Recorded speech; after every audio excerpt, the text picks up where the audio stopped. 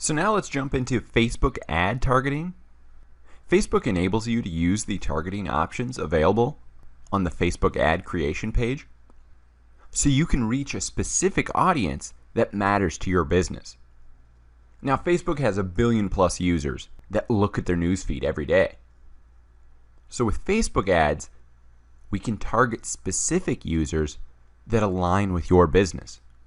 Now, the variables Facebook ads use are ever expanding, but some of the most common ones I use include location, age, gender, and interest.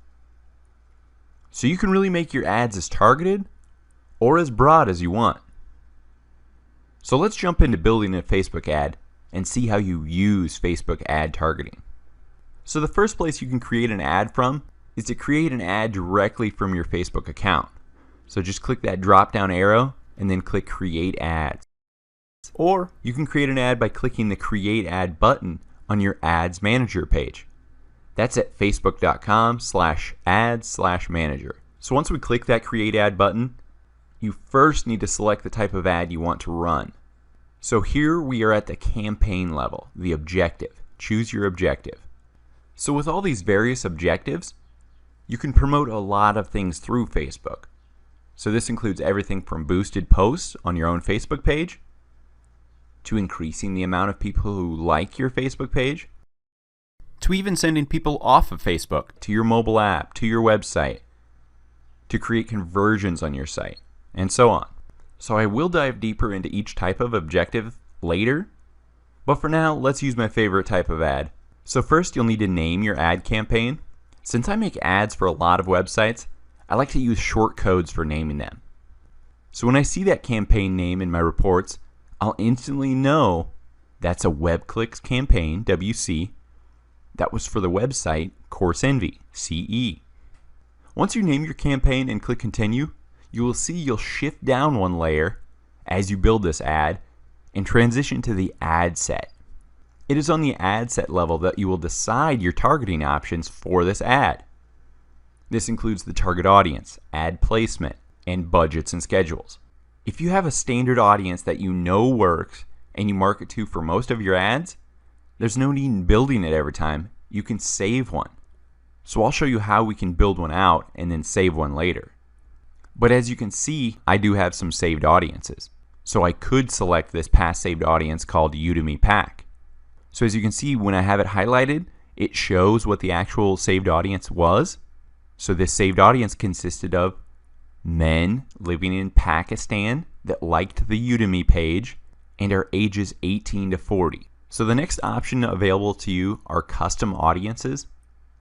Custom audiences are great for building niche ads targeting very specific users or audiences on Facebook. So this can include your own customer email list, website data that you captured via the Facebook Pixel, or possibly people who have installed your app or game. So as you can see, I have some custom audiences that I've created already. My first one is CourseEnvy. I have a Facebook pixel capturing people who go to CourseEnvy.com. And then I have a few others. I have created a lookalike audience, and the list goes on. So if you haven't created a custom audience, we do have a lecture on that. But you can create one right from the ad set. So just click that Create New link, and then either click Custom Audience or Lookalike Audience. So with these, you'll be able to either select that Facebook pixel or create a lookalike of that customer list, of that Facebook pixel, and so on. Next is the ad set location. So this is one to really watch that potential reach number change as you add and delete locations. So we're at 194 million with all of the United States. So I typed in Los Angeles, California, and selected a 25-mile radius. Look at this, we dropped down to 6.8 million people. Now think of how powerful a feature this is for you. Say you're running a local business, maybe a lawnmower repair shop. I don't want to market to people across the United States. I want to market to people within 10, maybe 25 miles from my shop. This is the same for so many brick and mortar businesses. Think of it, bakeries, restaurants, dry cleaners. Location marketing can be very powerful for you. So we keep scrolling down. Now we're to age, gender, and language. So first off, Age. What is the age of your target market? By default, Facebook gives you 18 to 65 plus. That's pretty broad, right? So for some businesses, it's really easy to identify your age group. Say you sell wedding dresses.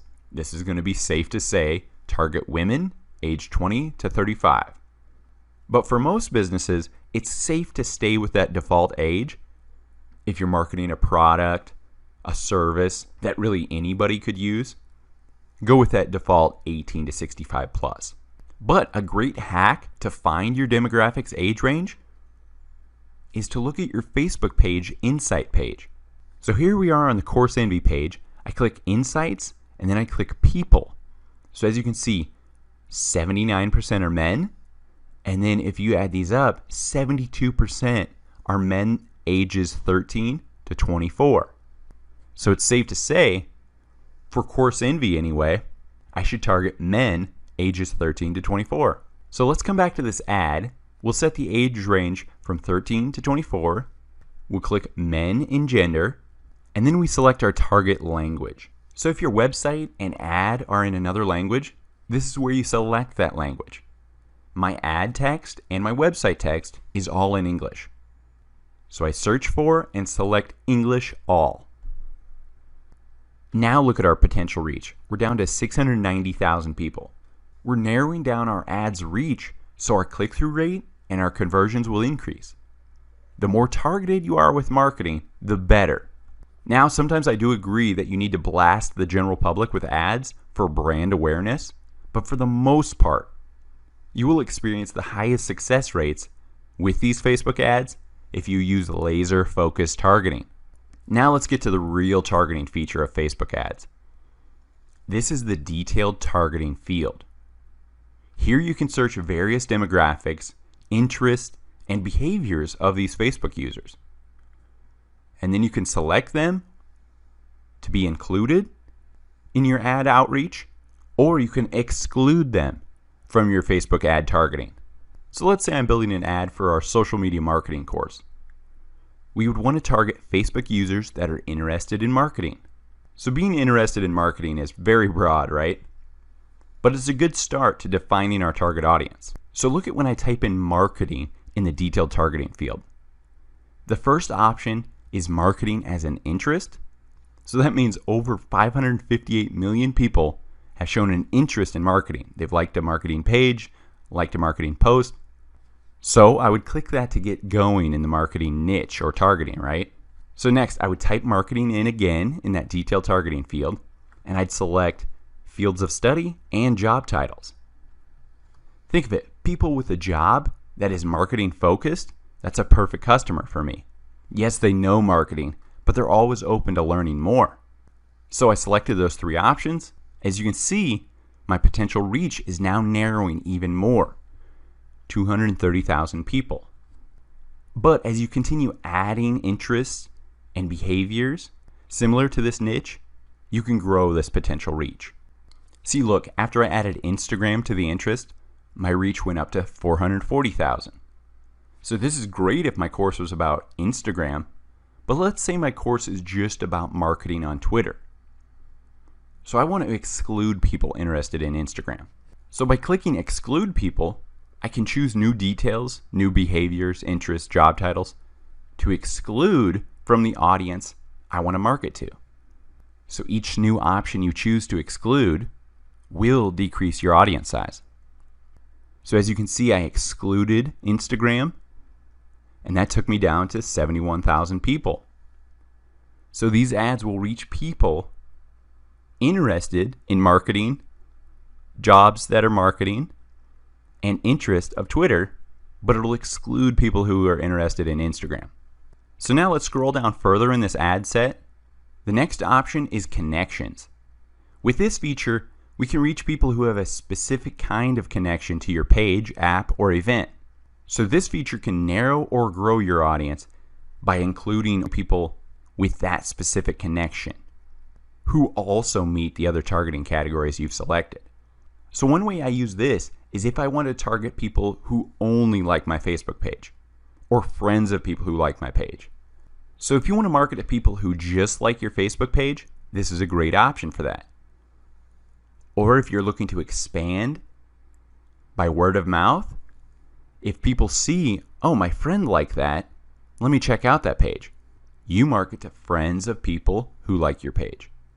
Or if you're a one-off business, you sell that service and then it's done, it's not very smart to remarket to those people. So maybe exclude those people who like your page because you've already sold to them, right?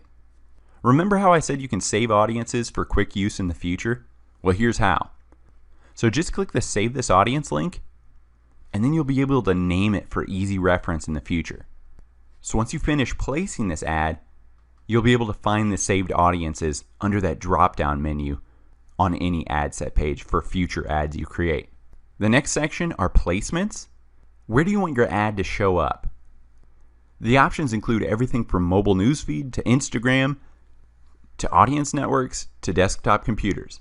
So now for mobile, if your website isn't responsive or mobile friendly, then I would uncheck this option because you only want people to see your site on the most optimized platform, right? But honestly, if you don't have a mobile friendly, responsive website you're driving customers to, you have a bigger issue than Facebook ads. Get your website mobile friendly ASAP. I personally like testing all my sites on mobile devices with the website www.mobiletestme. So before I select a landing page for one of my Facebook ads, I'll throw it into Mobile Test Me just to make sure it looks good, because anymore, most users are on their mobile device when they see your ad. So back to placements. I select automatic placements. I want users at any time and on any device to see my ads. Now the last part of this ad set section is budgets and schedules. So unless an ad is doing extremely well, getting you cheap clicks and cheap conversions, I don't like to max out my daily budget. Because no matter what, Facebook's going to spend my budget every day. So I prefer to set a lower budget of $5 and have it dispersed throughout the day. And then I set up 3 more $5 campaigns, and I can split test variables and various targeting methods, various ads, to see which one performs the best. Now, depending on if you're running a temporary sale or an ongoing evergreen ad, you'll want to select to run your ad continuously or set a start and end date. This next section, from my research, leaving the ad default settings here have produced the best results. Facebook really has these optimized. Next, you see ad scheduling. I personally run my ads all the time. I want people to constantly see them. But you can run ads on a schedule. Say if you have a Black Friday-esque sale or a live webinar that's only happening at a certain time. You can select Run Ads on a Schedule and pick the times you want those ads to run. The only other reason I have used ad scheduling for clients is because the data I have collected from their Facebook page insights and their MailChimp email campaigns have shown me that their users check their email and are most engaged on Facebook posts at X time. I know that certain time that their users are active. So if you have the data, go for it. Why not target engaged clients at their most active times? Finally, you want to name your ad set. Name it specifically so again, within reporting, you can see, oh, this is Course Envy website clicks campaign. What's the ad set? Oh, this was Los Angeles men 13 to 24. Do this so you can quickly identify which variables are doing the best for you in your split testing.